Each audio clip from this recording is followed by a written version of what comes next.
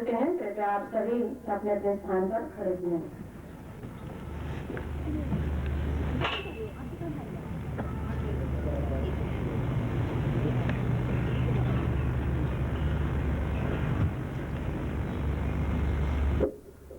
परम आराध्य गुरुदेव महाराज की, परम आराध्य गुरुदेव महाराज की, परम आराध्य गुरुदेव महाराज की।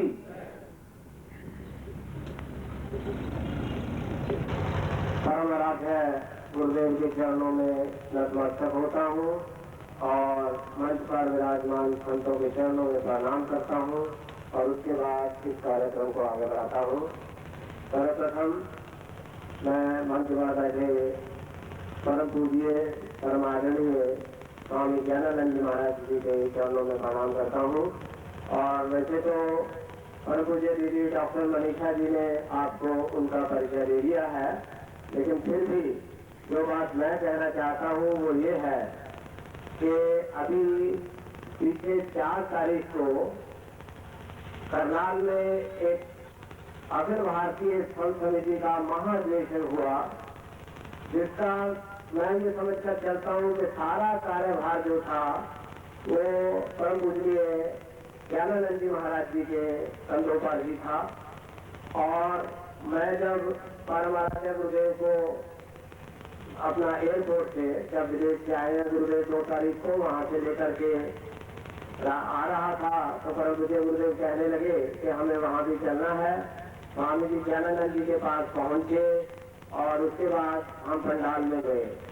मैं जो बात विशेष कहना चाहता हूँ वो ये है कि जो जिस समय आप इस पंडाल को देख रहे हैं, इस पंडाल का और ये विशेषकर इस मंच का जो बनावट, जो इसका ढंग देख रहे हैं, उसके लिए मुझे सही प्रेरणा उस कार्यक्रम से मिली थी। तो जब मैंने उस पंडाल को और उस मंच को देखा था, बड़ा ही प्रभावित हुआ और दिल में यही रहा कि हम भी कुछ इसी ढंग का एक मंच और एक पंडाल बनाए। वैसे पूज्य ज्ञानानंद जी महाराज एक बहुत ही विद्वान और बहुत ही उच्च स्तरीय संत हैं। आप अखिल भारतीय संत समिति जो पूरे भारतवर्ष की एक संतों की समिति है, जिसमें कि उस कार्यक्रम में एक मंच पर जो आप मंच बना देख रहे हैं, इसी तरह एक मंच पर 1500 संत विराजमान थे और वो उसका सारा कार्यभार इन पर था। तो उस संत समिति की जो एक उत्तरांचल है जिसमें कि 6 प्रांत आते हैं, आप उसके अध्यक्ष हैं। तो मैं पुनः उनको नमस्कार करता हूँ और इसके बाद आमंत्रित करता हूँ परम पूज्य गुरुदेव का स्वागत करने के लिए श्री सीताराम जी कहेती, जो हमारी आसाम की इंटरनेशनल ब्रह्म एजुकेशन की शाखा है, आप उसका वहाँ पूरा कार्यभार संभालते हैं। कृपया मंच पर आए और परमाराध्य गुरुदेव का स्वागत करें। उसके बाद हमारी अमृतसर की जो शाखा है, वहाँ से मेरे प्रिय भाई सुगम किशोर जी आए हैं। मैं उनसे भी प्रार्थना करता हूँ कि वो मंच पर आए और परमाराध्य गुरुदेव का स्वागत करें। श्री सीताराम जी बहेती असम से परमाराध्य गुरुदेव का स्वागत कर रहे हैं। सुगम किशोर जी के बाद हमारे जो इंस्टीट्यूशन है, जिसमें कि 12 स्कूल है और एक कॉलेज है, उस इंस्टीट्यूशन से जुड़े हुए हमारे बंधु श्री हरबंस लाल जी, वो भी आएंगे, परमाराध्य गुरुदेव का स्वागत करेंगे। इसके बाद इसी एजुकेशन से ही जुड़े हुए श्री नरेश पाल जी, वो भी आएंगे, परमाराध्य गुरुदेव का स्वागत करेंगे। श्री ए.एन. कपूर जी, श्री जुगल किशोर जी ने स्वागत किया जो अमृतसर जी से हैं। इनको गुरुदेव बड़े प्यार से ज्ञानानंद जी महाराज कहते हैं।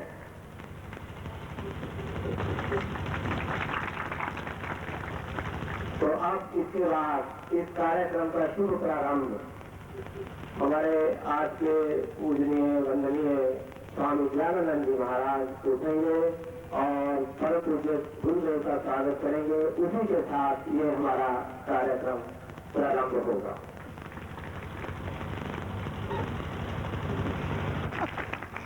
गुरु जी आज तो करवाते आप तो छोटे हैं ना। अब मैं मंच संचालन कर रहे प्रिय भाई विजय कपूरिया जी से आग्रह करती हूँ कि वे हमारे परम आदरणीय स्वामी ज्ञानानंद जी का फूल माला अर्पित कर स्वागत करेंगे। प्रिय भाई विजय कपूरिया जी।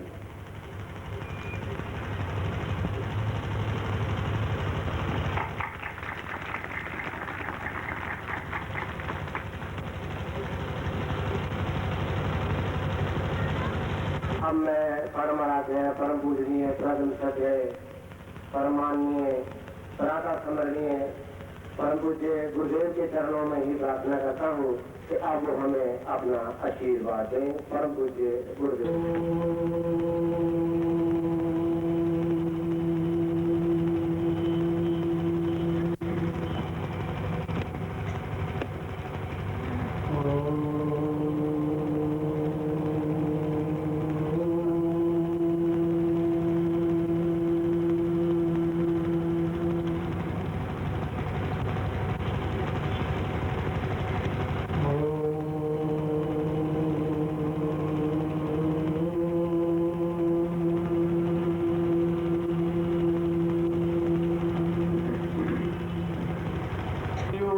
श्रीरामचंद्र स्वभगवान अद्वैत परमानंदात्मा यत्परब्रह्म भूर्भुवस्व तस्मै वै नमो नमः। ओम विश्वानदेव सवितुर्दुरितानि परासुव यद्भद्रं तुल्यासुव। ओम यस्मिन् सर्वं यतो सर्वं यः सर्वं सर्वतश्च यः यश्च सर्वमयो नित्यं तस्मै सर्वात्मने नमः। ओम नारायणं नमस्कृत्य नरं चैव नरोत्तमं देवीं सरस्वतीं व्यासं ततो जयमुदीरयेत्। ओम प्रणम्य शिरसा देवं मारुतिं करुणाकरं करोमि गीता व्याख्या भगवत भाव प्रकाशिनी। श्री राम जय जय राम। श्री राम जय जय राम। श्री राम जय जय राम।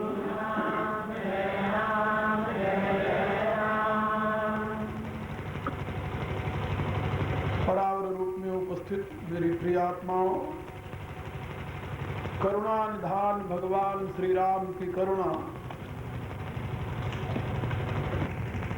आप सभी के लिए सदैव कल्याण का सृजन करती रहे, यह मेरी आंतरिक शुभकामना।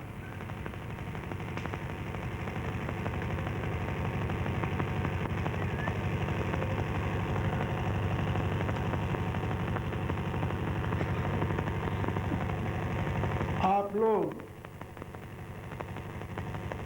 कई दिनों से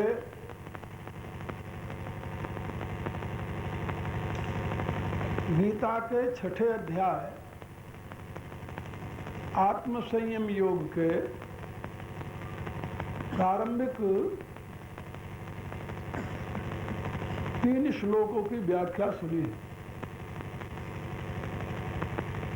3 नहीं 2.5, अब इसमें से आधा श्लोक बाकी।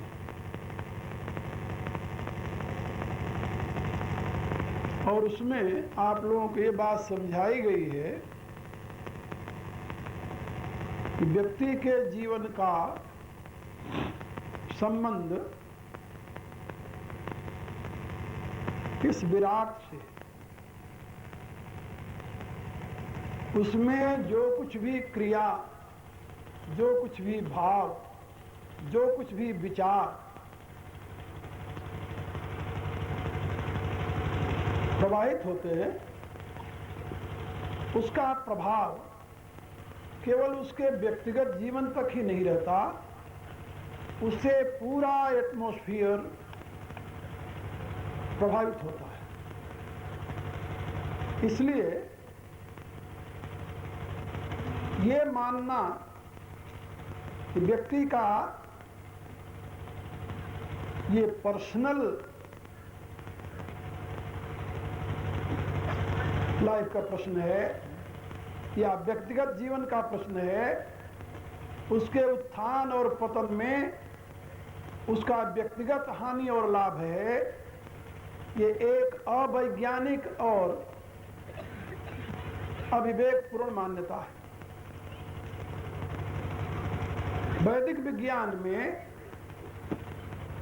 व्यक्ति विराट का अंश और व्यक्ति विराट का अंग माना गया है। अंश भी है, अंग भी है, अंश अंशी भाव भी है और अंग अंगी भाव भी है।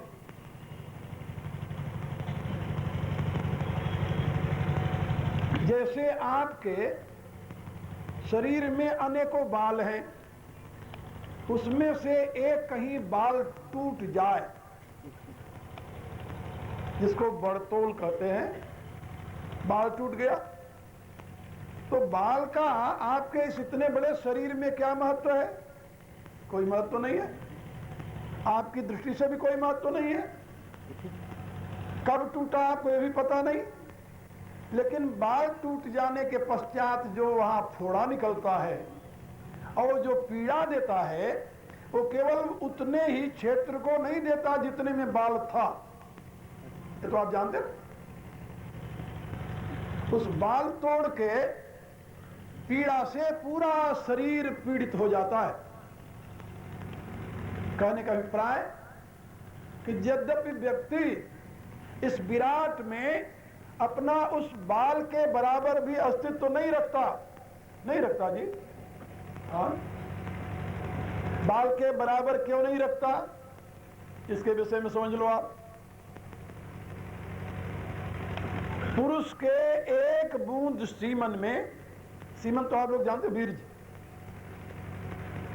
पुरुष के एक बूंद वीर्य में 5 अरब स्पर्म होते हैं। 5 अरब, 5 मिलियन जर्म्स होते हैं उसमें। और उसमें से एक स्पर्म नारी के एग के साथ मिलकर के गर्भ बनाता है और आगे वही बच्चे रूप में पैदा होता है, व्यक्ति बनता है। एक स्पर्म, 5 अरब में से एक स्पर्म माने एक बूंद का 5 अरबवां हिस्सा। क्या अस्तित्व है भाई? जब व्यक्ति अहंकार में आता है क्या कहता है? तुम जानते हो मुझे, मैं कौन हूं? और यदि उसे बता दे कि तुम एक गंदे बूंद का 5 अरबवां हिस्सा की देन है, तो उसका अहंकार ढहेगा कि नहीं? तो ये जो व्यक्ति का व्यक्तित्व है, वेद में तो बड़े ही जोरदार शब्दों में ऋषि कहता है, बालाग्र स्वतभागस्य स्वतधा कल्पित शुच। बाल की नोक, बाल नहीं, बालाग्र, बाल की नोक को 100 भाग किया जाए और फिर एक भाग को फिर 100 भाग किया जाए। का बाल की नोक का ये 10,000वां हिस्सा। Can you imagine? No, it is impossible to imagine. You can't speculate how subtle that part can be. कितना सूक्ष्म भाग होगा, इसकी कल्पना नहीं की जा सकती। वेद कहता है, बालाग्र स्वतभागस्य स्वतधा कल्पित शुच भागो जीव सविज्ञेय शौचानंत्याय कल्पते। और मैं आप लोगों को कई बार ये समझा चुका हूं कि आपके इस ब्रह्मचक्र में, ब्रह्मचक्र जिसे चिदाकाश कहते हैं, उस आकाश में जो उस परम चैतन्य की एक ray, can you measure ray of sun? A single ray, nobody can measure that. And your individuation is the result of that, a single ray of supreme consciousness. कितना सूक्ष्म होगा आप स्वयं समझ सकते हैं। लेकिन वेद साथ साथ ये भी कहता है कि शौचानंत्याय कल्पते, उस छोटी सी रे में इतनी सामर्थ्य है कि वो अपने आप को अनंत बना सकता है। अनंत, शौचानंत्याय कल्पते,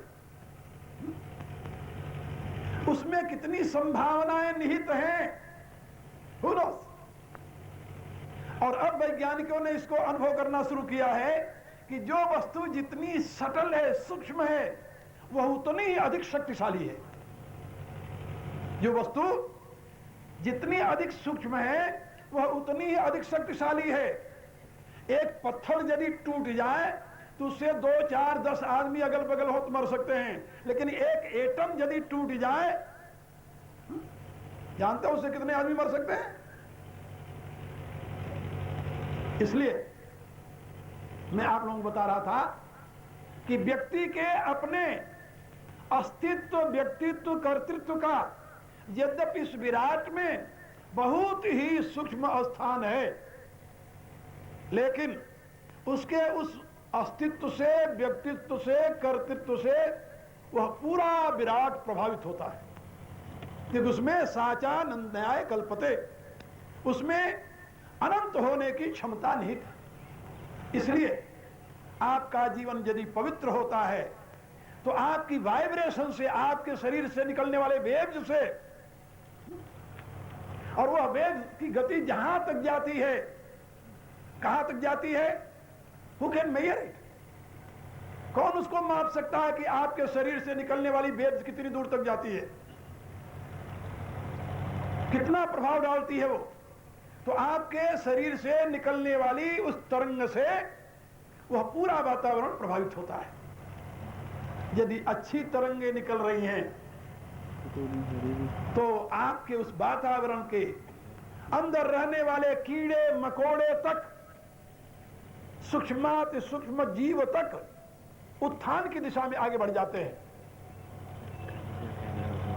और यदि उससे बुरी तरंगें निकल रही हैं तो उस दूषित वातावरण से सभी प्रभावित होकर के पतन की दिशा में जाते हैं।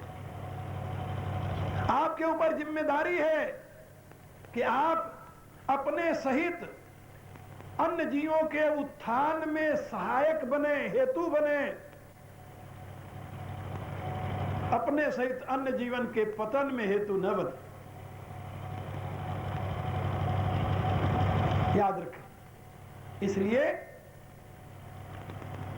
भगवान ने गीता के 6ठे अध्याय में जो आत्म संयम की सीख दी है वह केवल व्यष्टि के उत्थान की दृष्टि से नहीं बल्कि समष्टि के कल्याण की दृष्टि से दी। व्यष्टि का उत्थान तो होगा ही, और उन्होंने समझाया आरुक्षो हो मुनेर योगम, जो मननशील विद्वान व्यक्ति है वह जब उत्थान की अभिप्सा रखता है, ऊंचे उठने की आकांक्षा रखता है, तो उसके लिए कर्म कारणम उच्यते, उसके लिए कर्म ही कारण बताया गया है। उसे उत्तम कर्मों का अनुष्ठान करना चाहिए। और कब तक करते रहना चाहिए? योगारूढ़स्य तस्यैव, तस्यैव योगारूढ़स्य एव, तस्य योगारूढ़स्य एव शमः कारण उच्यते। शमः यहाँ उपशमः, उपशमः माने शांति, स्थिरता, अथवा कर्मों का पूर्णतया अभाव। एक बात याद रखो, इस गीतोक्त कर्मयोग की विधा में कर्म त्यागे नहीं जाते, फिर क्या होता है? कर्म शांत हो जाते। कैसे? बुद्धि से लेकर के स्थूल शरीर तक ये प्रकृति का विलास है। प्रकृति का कार्यकरण कर्तृत्व हेतु प्रकृति उच्यते। और प्रकृति के विलास में क्रिया सहज रूप से होती रहती है, सहज रूप से। और उस क्रिया को गति प्रदान करने वाला कौन है? एक दिन मैंने आप लोगों से शायद बताया था, आजकल के वैज्ञानिक इस अनुसंधान में लगे हैं कि गति प्रकृति का सहज स्वभाव है, सहज धर्म है, या इसके पीछे कोई हेतु है।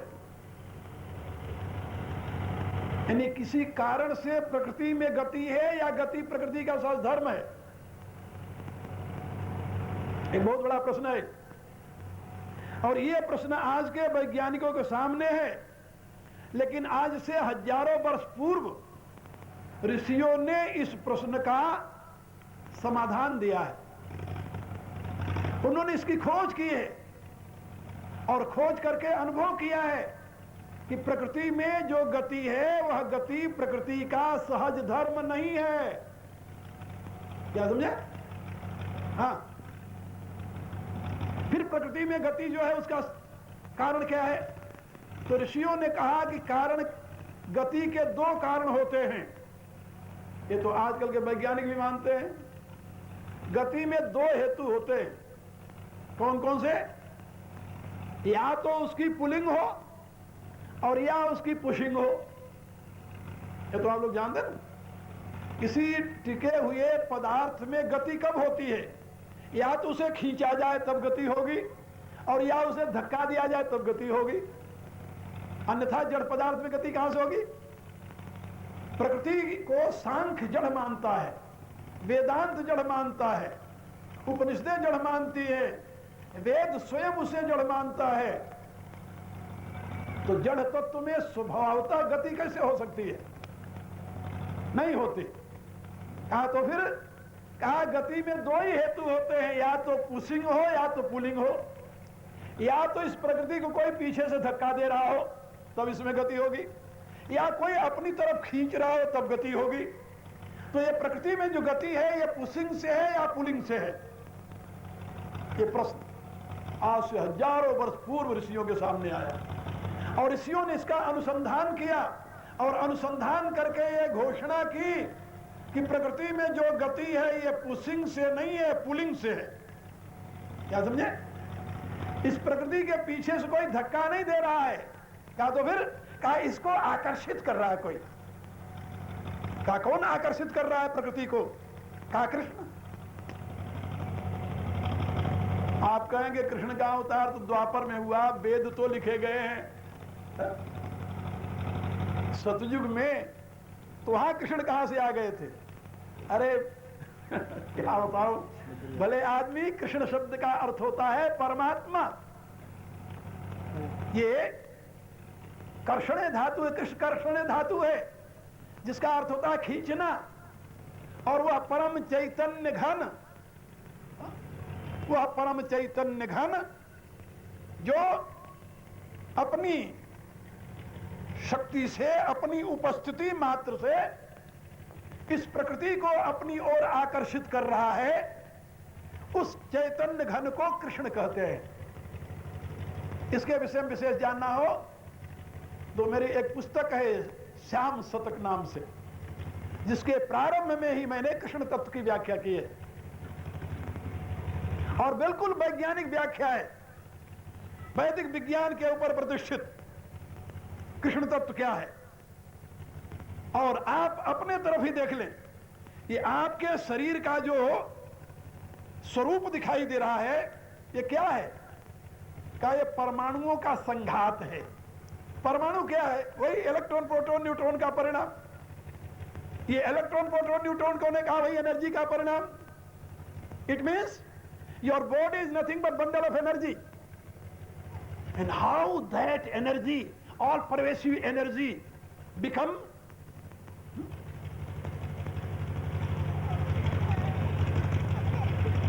Limited body. वह जो एनर्जी सर्वव्यापी है, जो स्पेस में भरी हुई है, वह एनर्जी परमाणुओं के रूप में परिणित होकर के और आपके शरीर की आकृति में कैसे परिणित हो गई? It is a great wonder. इसका